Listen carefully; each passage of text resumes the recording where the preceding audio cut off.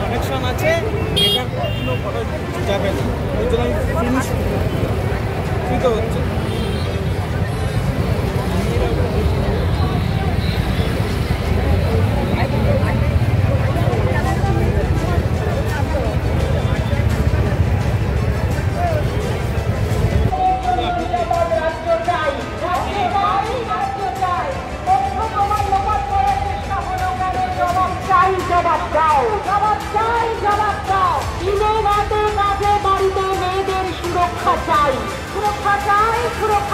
ধর্ষকদের নয়, মেয়েদের জন্য নিরাপদ রাজ্য চাই, নিরাপদ রাজ্য চাই, রাজ্য চাই। দ্রুত বিচার করে সমস্ত দোষীদের উপযুক্ত শাস্তি দিতে হবে। দ্রুত বিচার করে সমস্ত দোষীদের উপযুক্ত শাস্তি দিতে হবে। সামান্য যে সংস্কৃতি কর্মী যে গান করতে গায়ে হওয়ার চেষ্টা করি, আপনারা কেউ কেউ হয়তো শুনেছেন, কেউ হয়তো শোনেননি।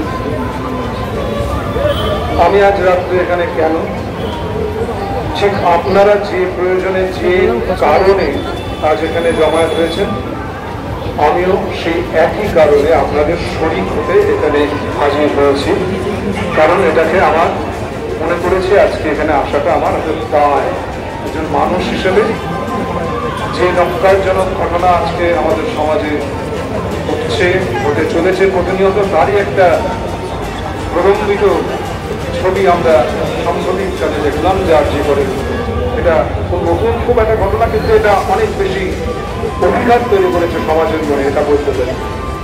এত তার নৃশংসতা, এত বৈশাখিকতা ছিল তার মধ্যে, যেটা আমাদের সমাজ জীবনকে চূড়ান্ত একটা আলোড়িত করেছিল। তার জন্যই আজকে আমরা এত মানুষ এই মধ্যরাতে আমরা এখানে একত্রিত হয়েছি। আমি সমাজের নানা ঘটনায় আমার ভেতরে যে অধিকার তৈরি করে আমি চেষ্টা করি, গত প্রায় 2.5 দশকের মধ্যে আমি চেষ্টা করে যাচ্ছি সেই সব অধিকারের প্রতিক্রিয়ায় আমি কিছু তৈরি করতে পারি কিনা। আমার আশা হচ্ছে গানের কথা, সুর, এটাই আমার ভাষা। সেই ভাষায় আমি আমার মতো করে প্রতিবাদ রাখতে চাই, চেষ্টা করে এসেছি।